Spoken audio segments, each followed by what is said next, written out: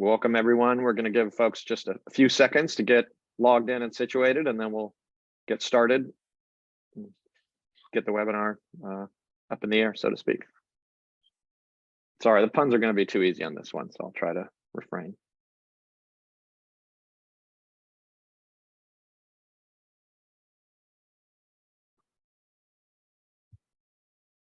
All right, well, looks like we're close to critical mass here. So welcome everyone to our Sustainable Aviation in California webinar. This is a product of the Center for Law, Energy, and the Environment at UC Berkeley School of Law. I'm Ethan Elkind. I direct the climate program for CLEE, as we abbreviate it. And for those who don't know about CLEE, we're a research center based at the law school, and we develop law and policy solutions to pressing environmental and energy challenges. And the occasion for this particular webinar is a new report that we just released last month. It's called Clean Takeoff, Policy Solutions to Promote Sustainable Aviation Fuel in California. And you can find that on our website. We'll also put a link in the chat. Our website is clee.berkeley.edu. So definitely take a look at that report if you'd like to learn more about this issue following the webinar today. But we've got a great panel of folks. We've got Nikita Pavlenko from the International Council on Clean Transportation, Dan Adler, who's with the California Infrastructure and Economic Development Bank, and Erin Cooke from San Francisco International Airport. I'll introduce them in a moment. But first, we're going to talk a bit about the report and summarize just some of our key findings for you from that report.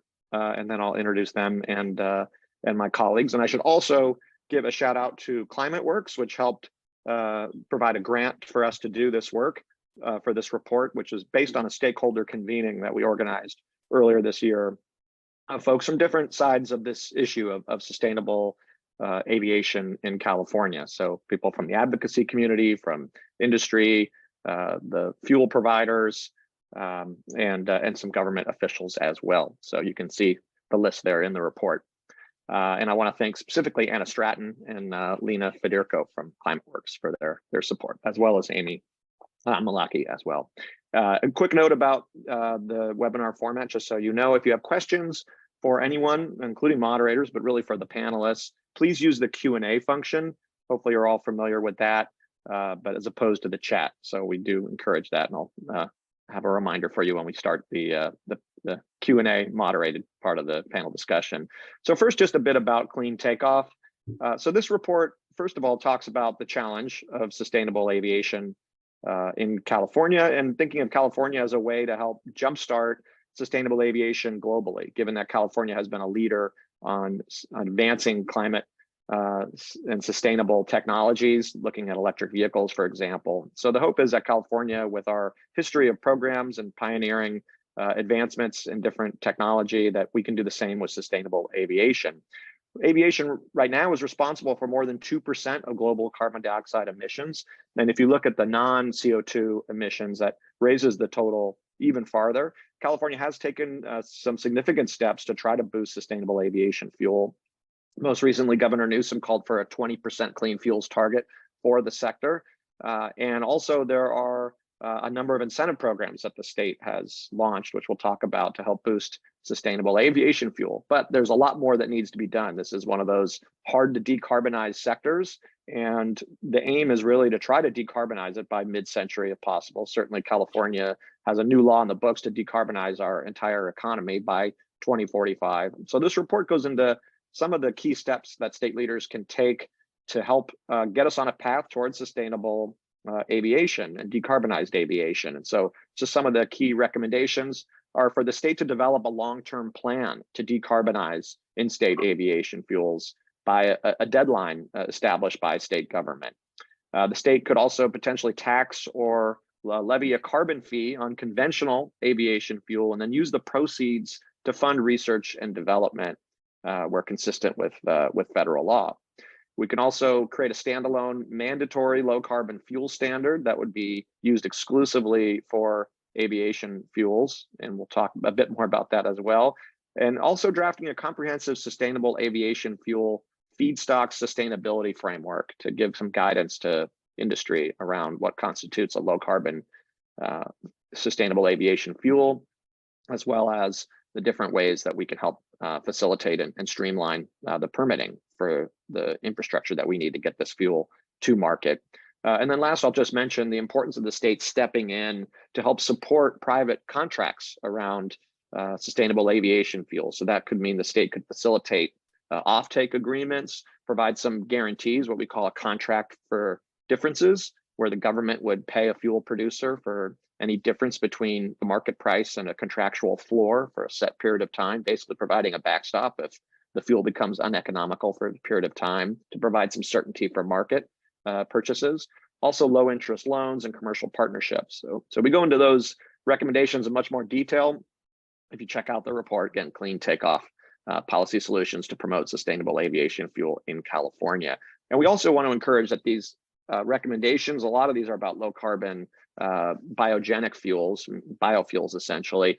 But we also need to be thinking about creating the conditions right now for long-term solutions, such as electrification or hydrogen fuels, improved airframe designs. There's going to be a lot of different technological solutions needed to fully decarbonize aviation by mid-century. But we do believe California is well positioned to do so, not just its history that I mentioned about pioneering programs and policies and climate friendly technology development, but also the fact that we are a major economy. We have 12 international airports.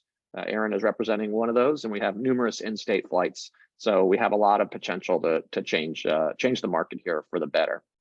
So any questions around that, feel free to use the Q&A function again. And now I want to introduce our distinguished panel here. I'm going to introduce them one by one, so to give them a chance to talk, and then so we'll go through the bios one by one here.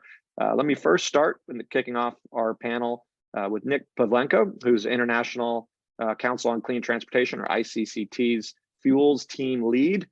He focuses on the techno-economics and climate implications of alternative fuels. He's also involved in the International Civil Aviation Organization, or ICAO's development of carbon accounting practices and eligibility rules for sustainable aviation fuels. He's been doing that for the last 5 years, and he has a BA in environmental studies from Yale. So Nick, thank you for joining us, and I'll hand it over to you to kick things off. And I'll share your slides in 1 second. Thank you. Yeah, it's a real pleasure to be here. I lead the fuels team at ICCT, where we focus on, we're an independent research organization that focuses on developing the research and assisting policymakers with technologies necessary to decarbonize the transport sector. And so I'd like to use just a few minutes here at the beginning of this workshop to help set the stage. What does California's aviation sector look like? Where are emissions coming from?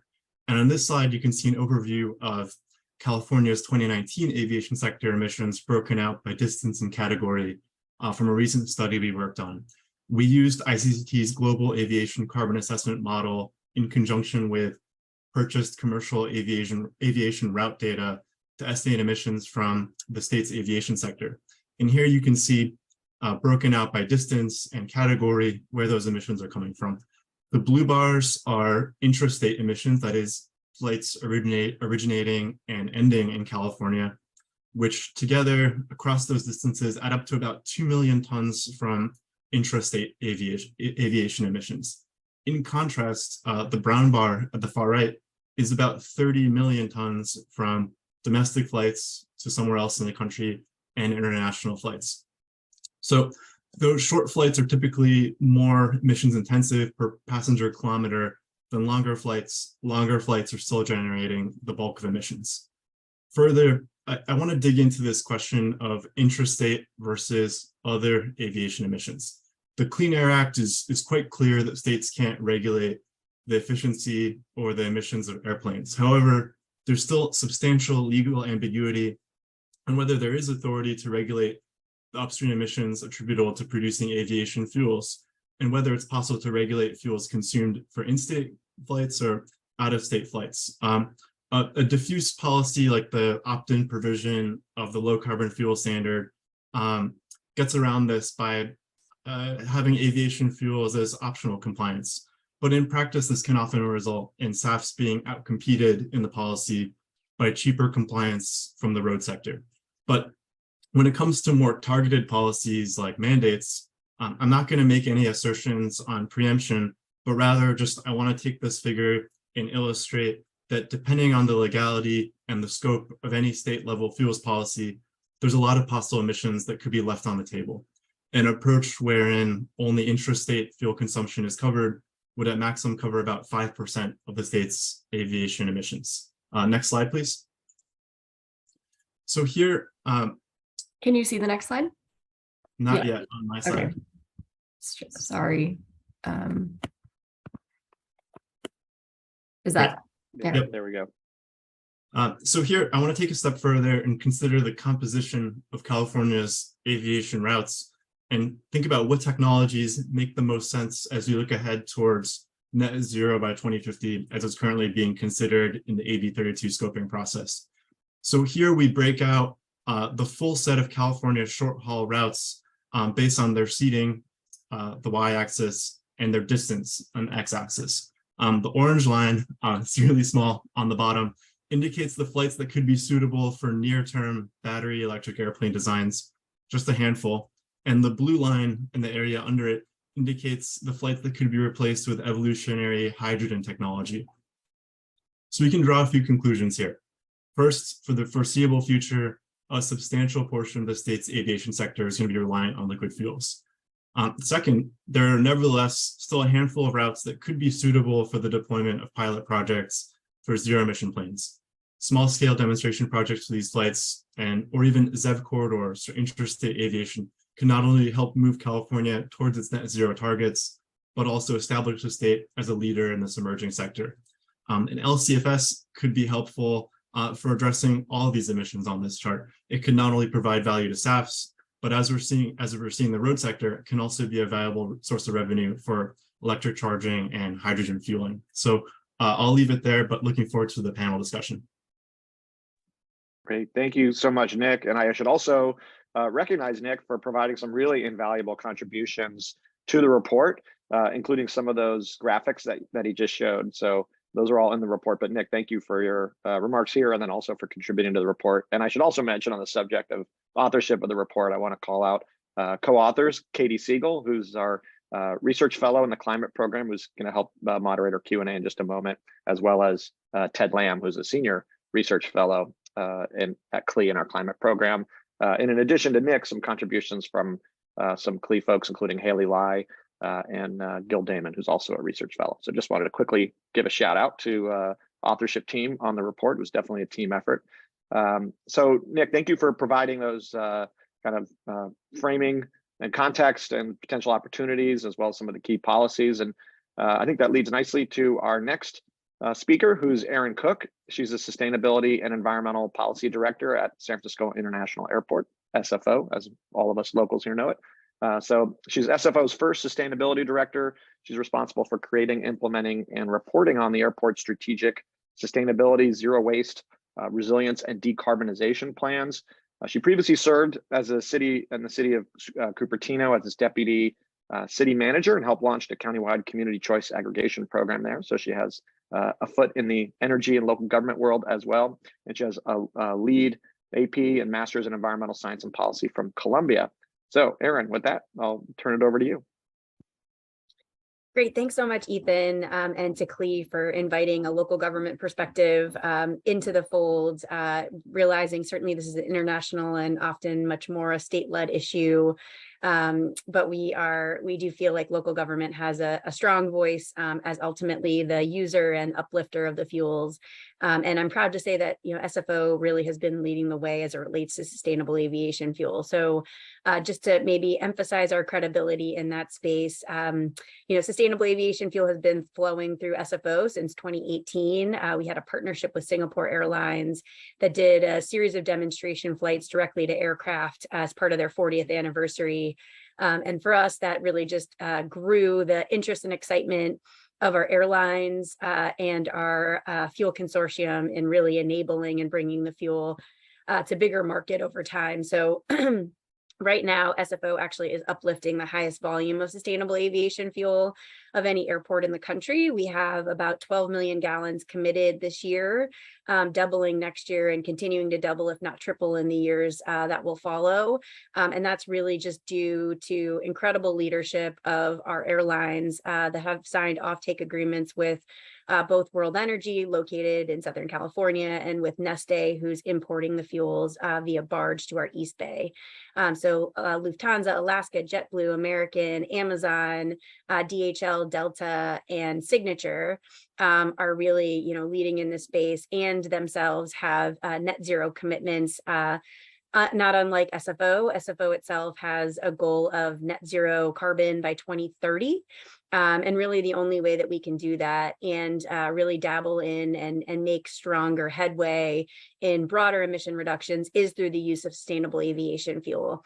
SFO was actually just certified at airport carbon accreditation level 4, which actually means that we have a goal towards net zero that aligns with both the international targets and the Paris Agreement, but also with federal and state goals.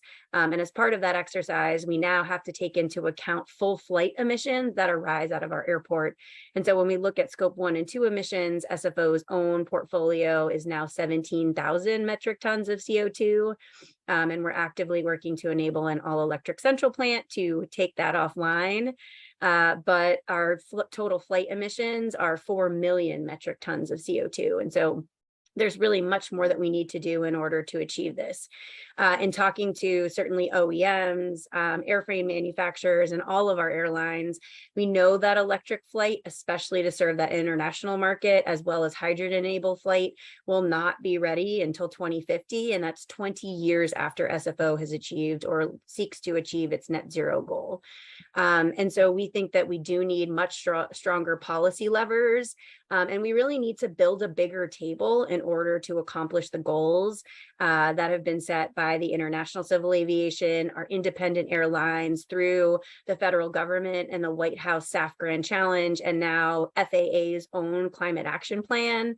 To really boost sustainable aviation fuel production in state, create new mechanisms where we can really tap into the incredible resources that we have for feedstocks, waste woody biomass, forest residues, the things that are going to become much more of a higher risk relative to climate change as our temperatures rise.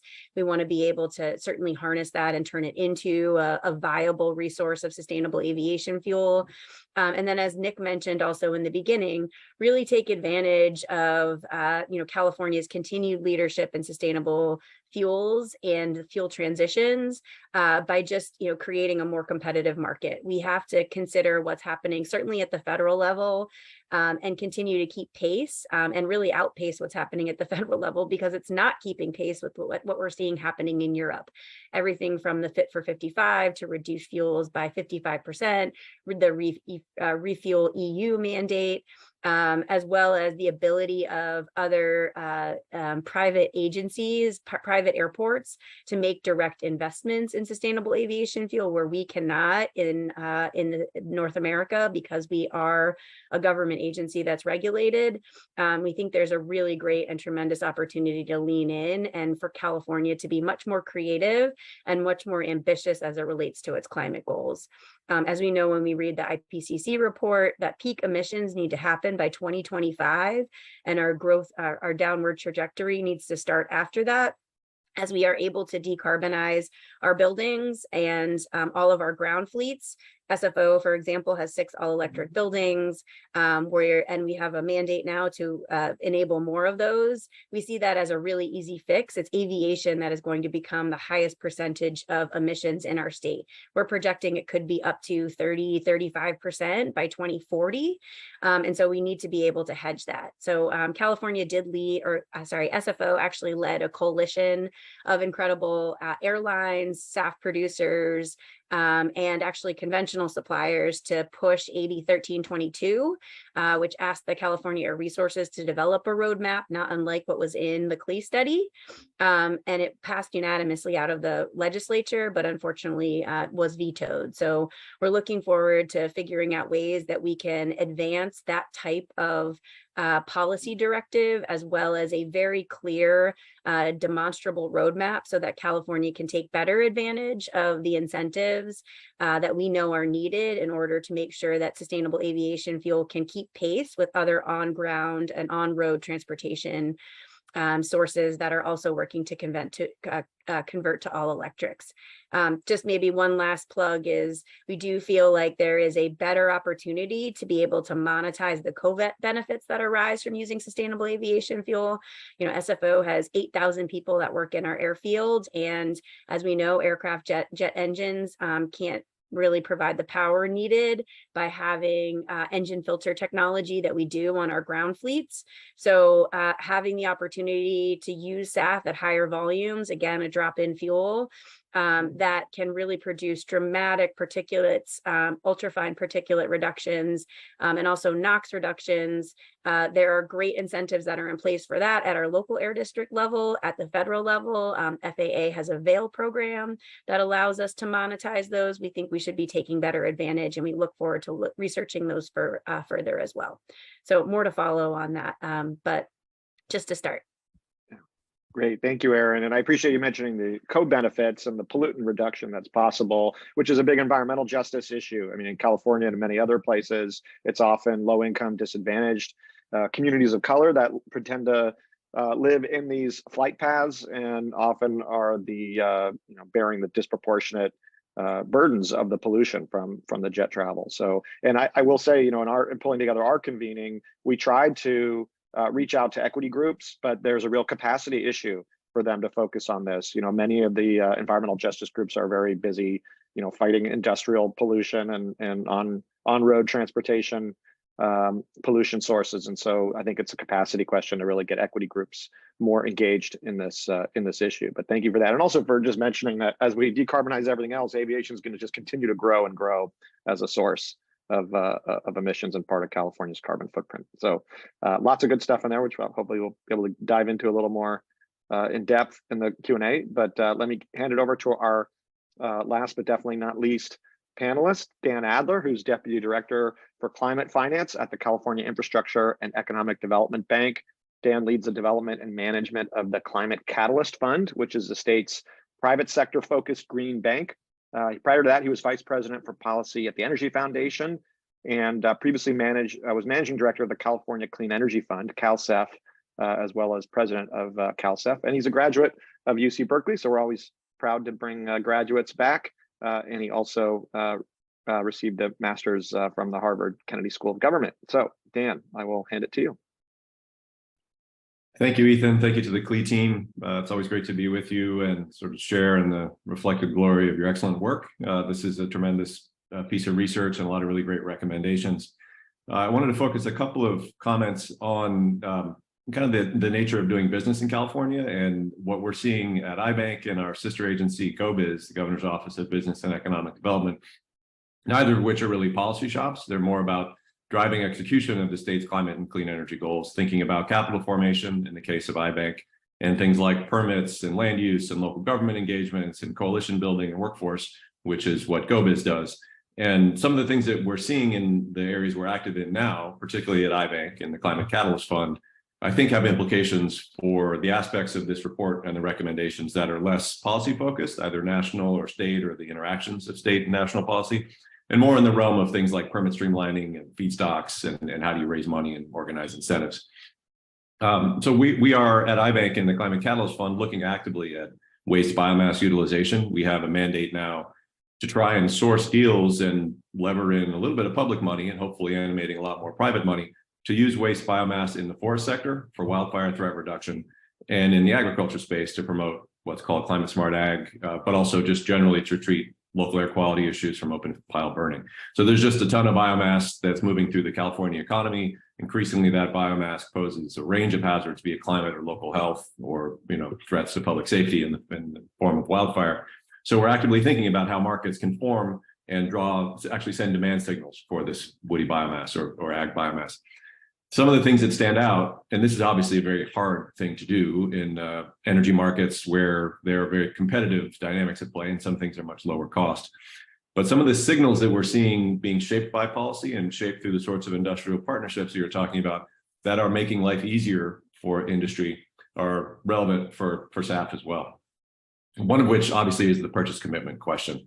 When we think about looking at transactions as we are now in biomass, if there's some sort of anchor commitment that says produce this material to these specs and these volumes at this place and time, and here's anchor economics, that makes it much easier to use debt capital, which is the key to scale. The grant capital, which is crucial, and we'll talk about how to integrate that stream of capital for projects. The equity component, which is the risk component, will take a project only so far. You really can't finance these things on equity alone. And so the key to debt finance at scale, a little bit of public and a lot of private, would be some kind of anchor commitment. We see that in the power sector. That's driving progress for biomass utilization in forestry and ag. It seems as though that's taking shape. We just heard from Erin, a number of industry leaders through their own corporate social responsibility beginning to make those commitments. So how durable are those? Are they at a scale and at a price point that lets private capital and entrepreneurship take shape? Once that is in place, it's easier for public capital to say, we can see these markets emerging. Maybe we can move faster than the private capital markets can because we see the policy alignment with our private sector allies. So we'll take some of that early risk. We'll de-risk the overall industry development for our colleagues in the private sector. There are obviously a number of things that need to be done to intervene on the supply chain side. The state has done some really credible work in the last several years to organize forest and ag biomass, get it to a place where industry and entrepreneurship can take it from there. That's very nascent. And it is helped greatly by a signal from private industry about what it needs and what sorts of volumes it can really metabolize into some sort of market that it can then produce revenue from. Those are nascent, not as well funded as they need to be on either the public or the private sector side. So a signal from this industry that says, we want that stuff and we want it at 10x, that would be really meaningful for the supply chain logistics and interventions that can continue to be necessary. When that is in place, local governments get a greater sense of what's in it for them, as opposed to much of the clean energy transition, which feels imposed from above. Here comes a big project, take it or basically take it, you can't leave it. If instead it's an opportunity, as in the biomass sectors and communities, to rebuild economies and see a sort of a durable path for their workforce, their young people, and kind of community revitalization. It's that tactical on the ground work that we really need to continue to do. GoBiz does, iBank benefits from that. I think we all need to lean into that aspect of the challenge. And frankly, California is one of the hardest places to do business. Entrepreneurs are always willing to try because the markets are large, the talent is great, they want to live in this community, in these communities, but we need to continuously think about all the things we can do at the margins, the sort of red tape, green scissors metaphor, where here's a little bit of a problem that is impeding someone from really going all in response to a policy signal. They think they've got a technology or a process that can work. What can we do as a community of public-private allies to basically expedite those projects as opposed to their dirty alternatives that meet our policy goals, that speak to our morals, work with our communities, leverage our private capital or public capital for much greater private capital? What can we do to help those projects really accelerate? And then, Erin mentioned this at the end, Ethan picked up on it as well. There are some macro reforms to how we think about value in this aspect of the sustainability transition. The Air Resources Board right now is wrestling with, and this is not a secret, how to integrate the avoided damage from uncontrolled wildfires, to a lesser extent, open field burnings in the ag sector. Those have been considered part of natural processes, which they have been historically. Those natural processes, like everything else in the climate environment, have been put out of whack by human activity. So the meaningful transition from saying biomass-induced risks to our economy and society are outside of our economic model, our macro models of climate emissions and how we think about emissions, profiling, trading, capping, to integrating that into our economic model, which is now on the table following what the IPCC has said. California has clearly said through the CARB media office, we've handled it this way because that was the best practice. We're in a transition period where we have to integrate avoided loss. And once we integrate that appropriately, it's a really interesting intellectual exercise to think about, okay, we've got that now in place. We can see credits emerging. How did the value of that avoided loss actually make its way down to the project level? How do we integrate that back into how we make grants and make sure those grants show up at the project at the right point in time, behave like equity, bridge to the next level of capital formation, be it public loans or private, and actually see that sort of shift the cost trajectory. The contract for difference is an elegant model. It's had a lot of discussion around the world. There's some examples of its success, but better yet, to just continue to focus on reducing the cost of the underlying commodity itself. And I do feel like when we get that analytical piece right, where we actually can monetize avoided wildfire, avoided open air emissions from ag, avoided methane from urban consumer waste, and put that at the project level through a policy reform that California is poised to lead on, we will continue to push the economics of SAF from biomass. And I think that's the best thing that we should be focusing on as a policy community, even as we continue to labor on the nitty gritty project formation, capital formation stuff. Those macro policy reforms that really embed our values of avoided loss in the transaction will take us a long way to where we need to be. So that's the theory of change, at least. And I'm excited for the conversation to come. Thank you, Ethan, and everybody for the chance.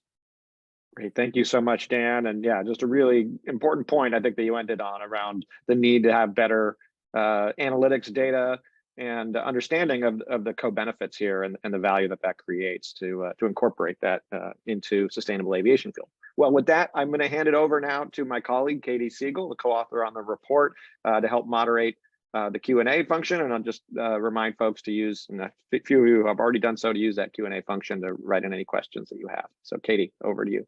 Great. Thanks, Ethan. And thanks to all of the speakers. This is really fabulous to hear what you're thinking on this topic.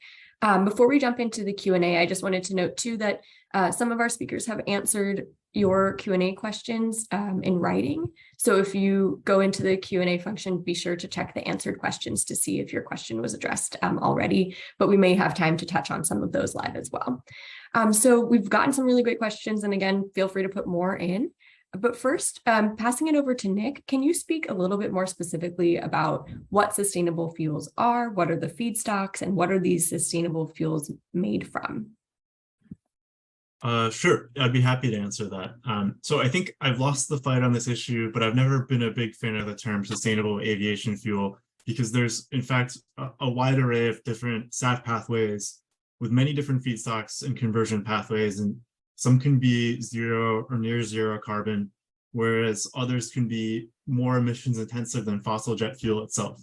So we can sort SAFs into a few broad categories. So first we have the good near-term options.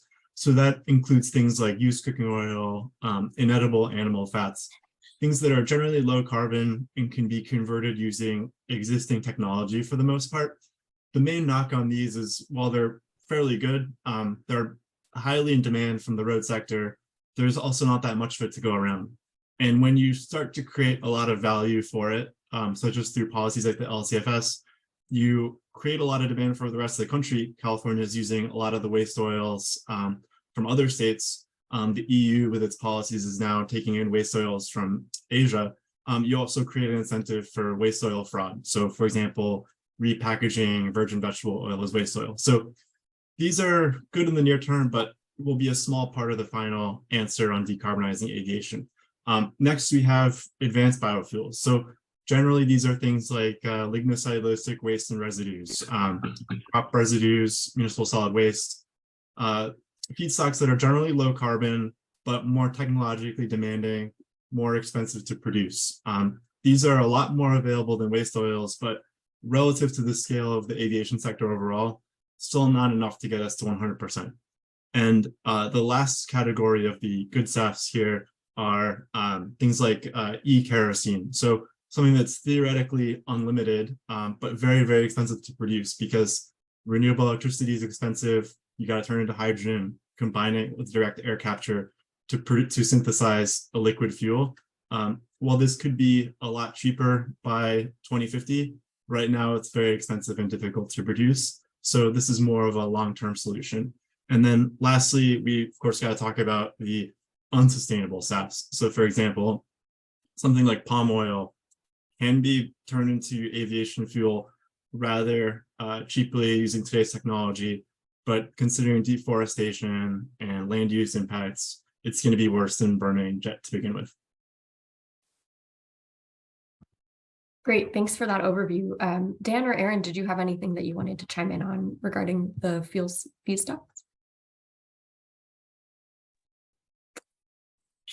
Just that there are definitions and standards for that. I think Nick maybe touched upon it, but I think we, sustainability is very clearly defined by the International Civil Aviation Organization. And there are also organizations that do third-party certification of the sustainability, such as the Roundtable for Sustainable Biomaterials, just to ensure that all of these products are meeting a high level of rigor before they come into market.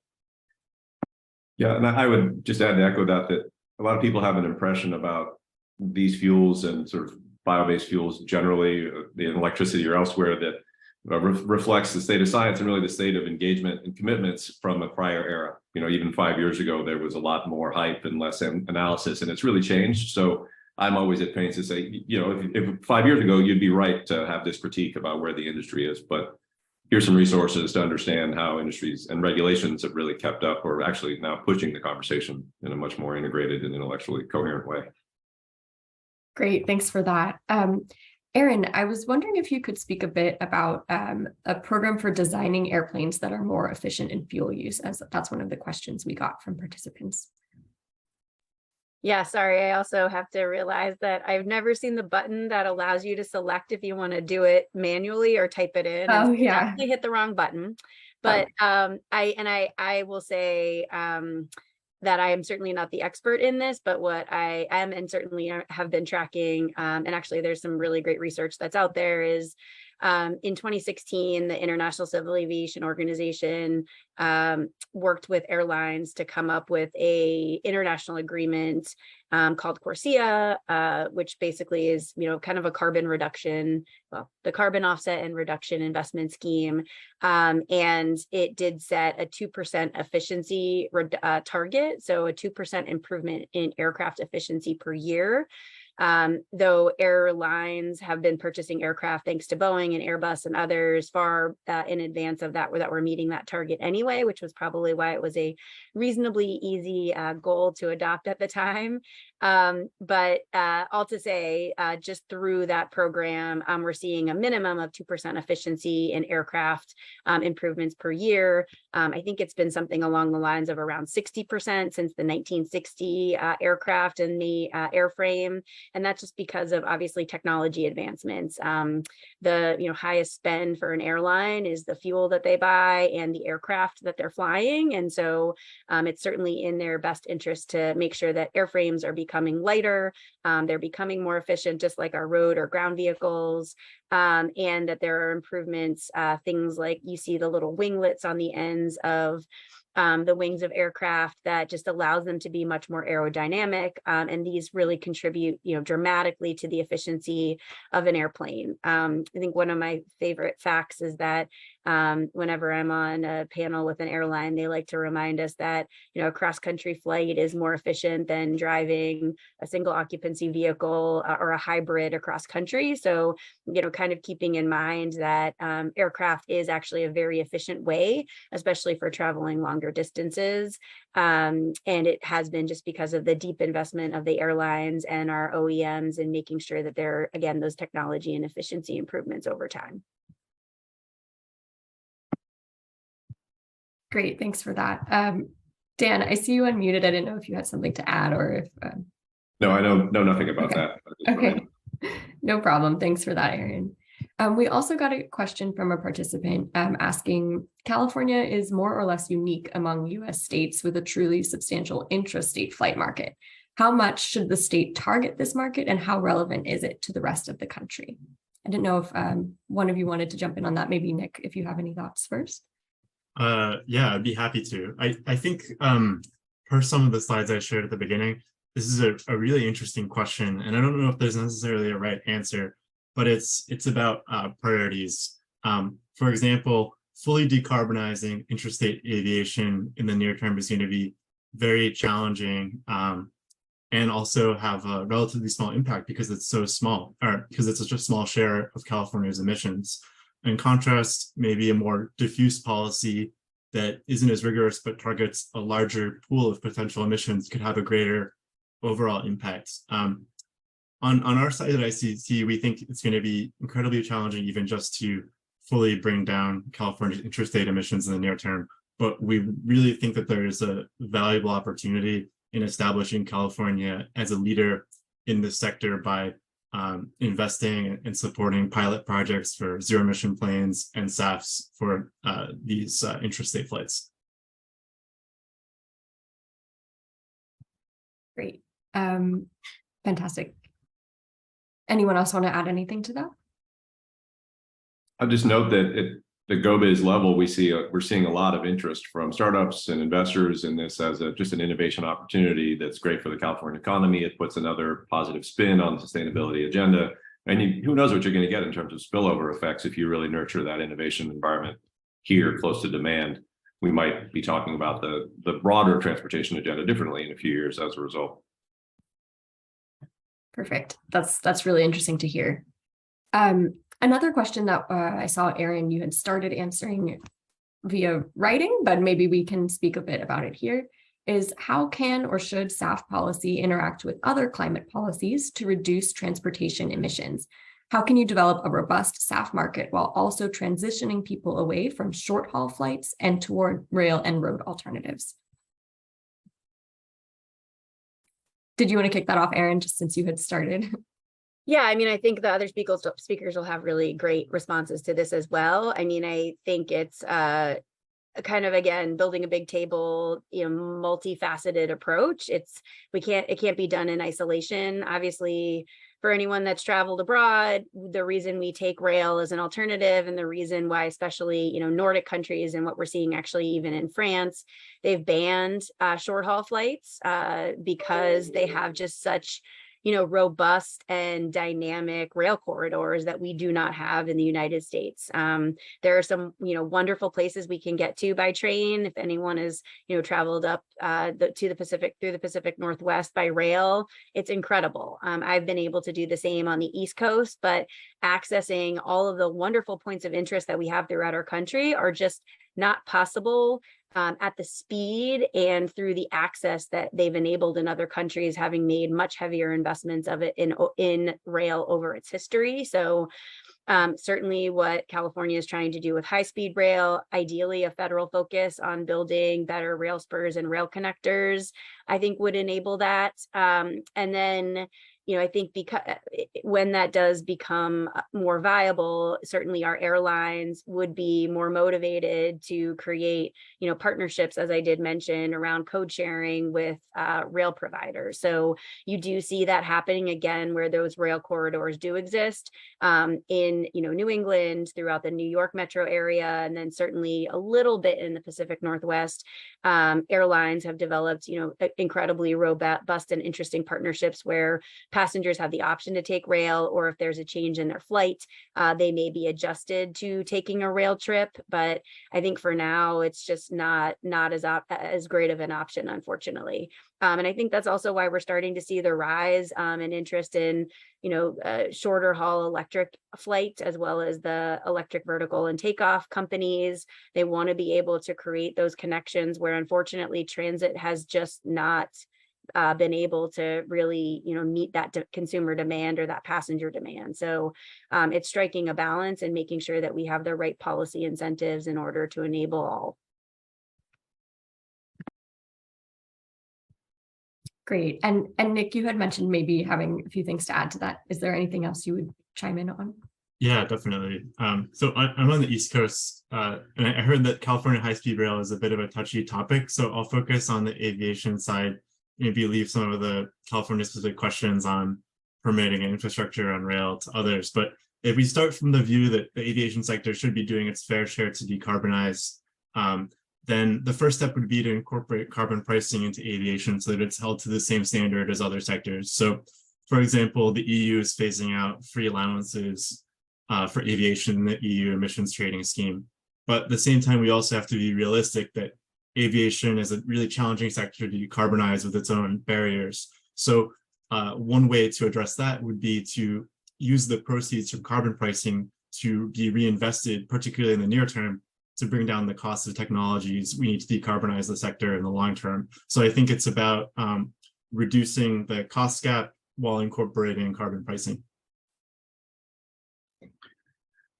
I guess I'd add a couple of other points to those very well stated comments. I would I think we should think about SAF as part of the overall kind of molecules budget or molecule strategy for the energy transition. Everywhere we know we need molecules, it's not just SAF, it's other uses. It's transportation for a period of time, it's grid balancing for a period of time, and it's all hopefully taking us to hydrogen or something like hydrogen, where if we do have a molecules component of our energy sector in perpetuity, it's cleaner and more sustainable over time. So SAF can be an anchor to that, or potentially large demand, certainly a relatively well capitalized part of that aspect of our economy, high profile, but in an integrated way, think about that from like a feedstock perspective. Where's this material going? What are the multiple actors demanding it at the end of that pipe? And then the pipe itself, the infrastructure transition. I wanted to highlight an interesting innovation in the Inflation Reduction Act that hasn't gotten a lot of attention yet. The Loan Programs Office at DOE has a massive new allocation for transitioning existing brown infrastructure to clean infrastructure. That can be coal plants, it can be the grid, but it can also be gas pipelines. So we should be thinking about how to invest in that, leveraging federal resources, which are really robust, to have these anchor markets slowly transition the molecular makeup of our gas grid to cleaner and greener, and then make it open to as many actors at the other end of the pipe that are going to need molecules for the long run. Fantastic. Thanks for that, everyone. This is a question for Dan. So among all the competing priorities for the iBank, such as biomass or building decarbonization, and the relatively limited capacity, how do sustainable aviation fuels fit into the bigger picture? So it's a great question. And when we started out with the Catalyst Fund, and the governor proposed it, it was sort of like $1 billion everything fund, green bank for all the states' climate and policy priorities. That was the goal. And we hit some choppy water during COVID and with the legislative conversation around it. And I think we benefited from having to pare it back and have sector-specific capital allocations that reflect the really urgent policy needs of the state, which isn't to say that the only things that matter in the climate context are the ones that iBank's focusing on now. But we were basically said, here's a small amount of money, try and help us figure out the wildfire threat, because that's like, in many respects, the front edge of the climate crisis in California. So that has direct relationship to what we're talking about here, because we're trying to organize feedstocks and figure out who wants it and at what price. We're not active in the built environment now. We're starting to get into clean transmission, because we got a capital infusion there. But we take our cue from the policy community and from the legislature. They put some capital into the public bank and say, try and make progress in this sector.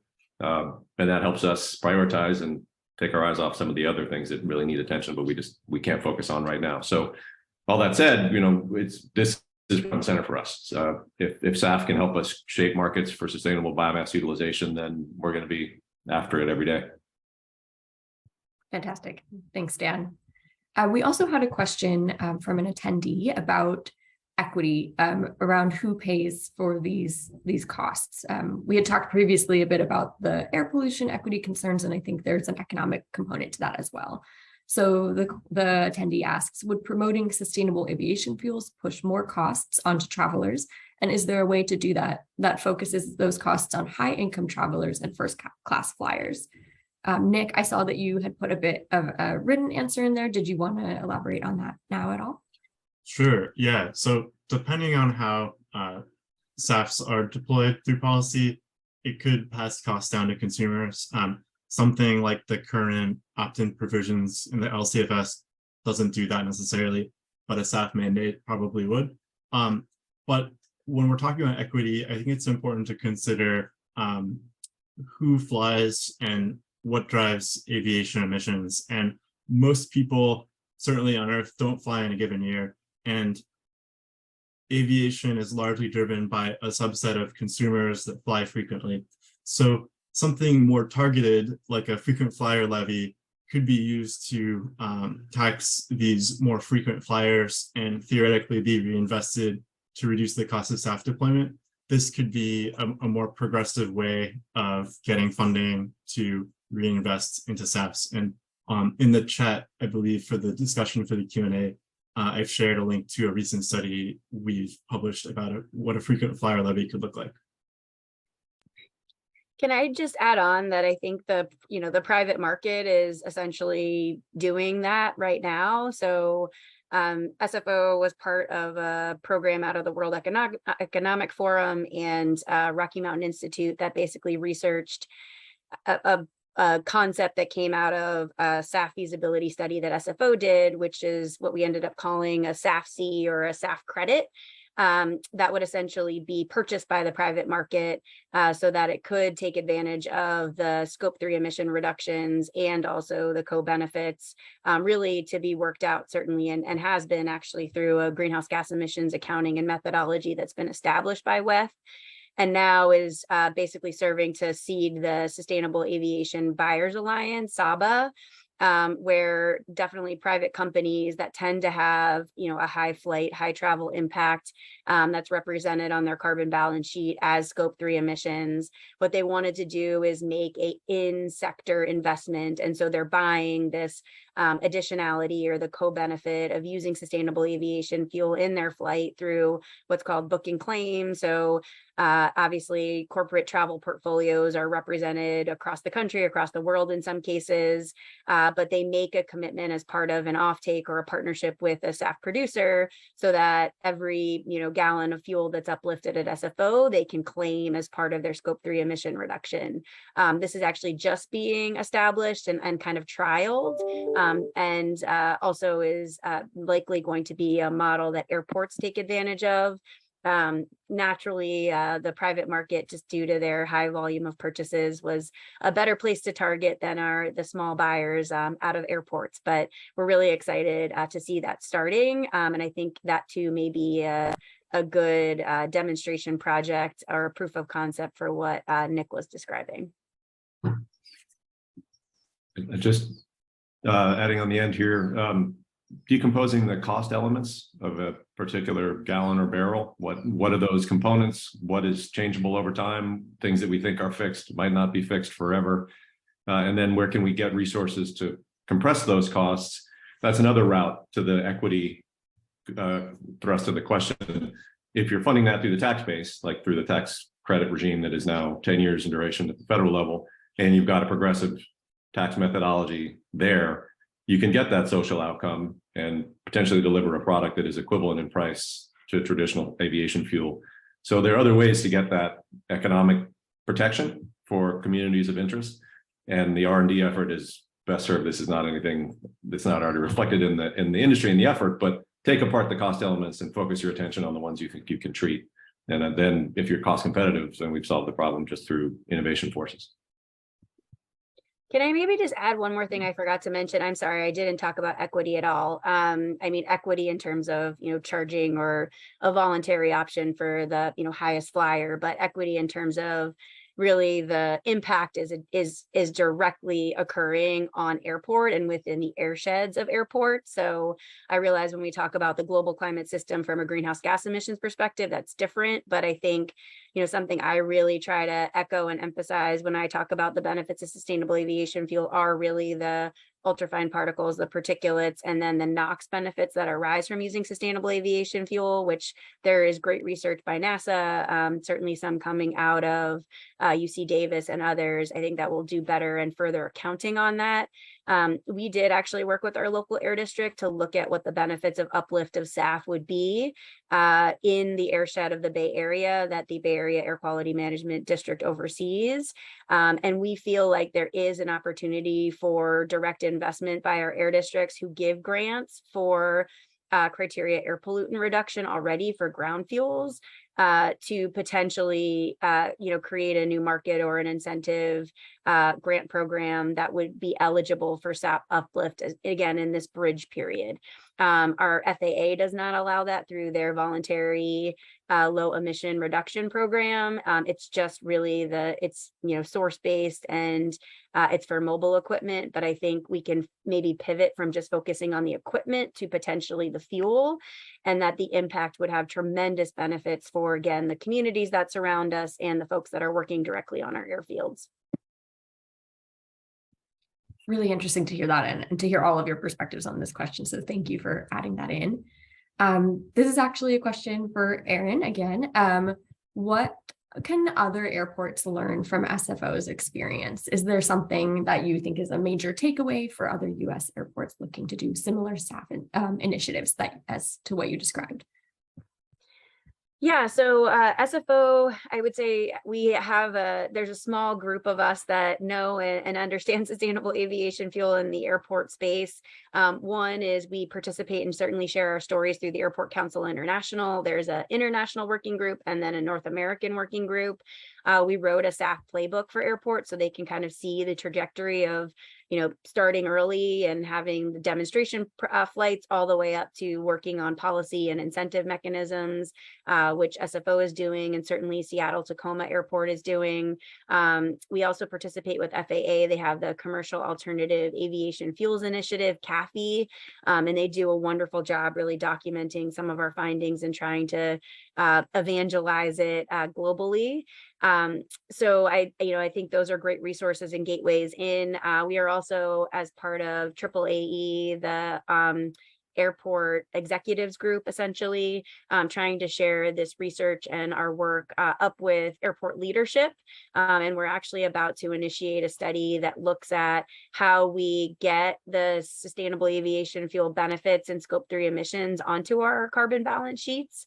That's going to be a research project that we're taking on, as well as what infrastructure investment will mean for an airport that can serve 100% SAF in the future, because no one is studying that right now. And we think in California with LCFS and ideally a roadmap that can share how we can really expand our production, that California airports are going to need to understand what a 100% SAF looks like, and to study that in parallel with what the OEMs are doing. So I would say, reach out, work with us. Again, it's a big table, and we are incredibly supportive and passionate about finding other airports that can team up with us on policy, on advocacy, and certainly infrastructure expansion.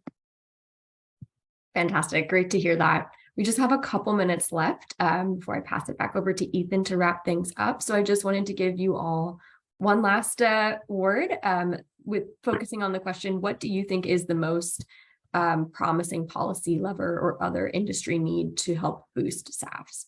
And we can start with, does anyone want to kick that off? Any burning thoughts? Or otherwise I'll pick on Dan. Do you have any thoughts of what's the most promising policy or industry need to make this move forward? Oh, wow. Okay, I'll leave the policy piece alone because we're not supposed to talk about policy at the iBank. I think on the industry side, it's an integrated view of all the capital that we can bring to bear. And this is true across the board. Like we put a lot of money in grants. There's a lot of research dollars.